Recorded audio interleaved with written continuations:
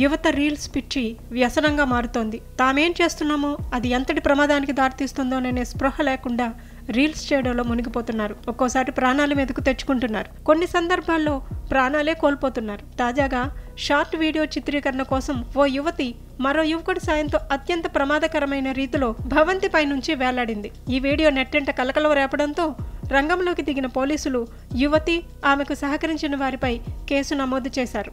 పూణేలో ఈ ఘటన వెలుగు చూసింది. తమ పిడికిల శక్తి ఎంత ఉందో పరీక్షించేందుకు యువతి యువకులు ఈ ప్రాణాంతక స్టంట్కు పూనుకున్నారు.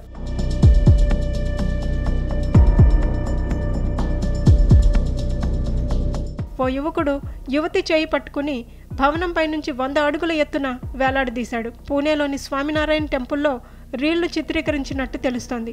ఈ స్టంట్ను అన్ని కోణాల నుంచి చిత్రీకరించేందుకు వారు ఏకకాలంలో పలు కెమెరాలను కూడా వినియోగించారు. ఒకరు మేడపై నుంచి, మరొకరు నేలపై నిలబడి రికార్డు చేశారు. మరో వ్యక్తి యువతిని పట్టుకున్న యువకుడి పక్కనే బోర్లా పడుకుని వీడియోను రికార్డు చేశాడు. ఈ ఘటనకు సంబంధించి కేసు నమోదు చేసినట్టు పోలీసులు తెలిపారు. ప్రాణాపాయం కలిగేలా నిర్లక్ష్యంగా వ్యవహరించిన నేరం కింద కేసు నమోదు చేసినట్టు వెల్లడించారు.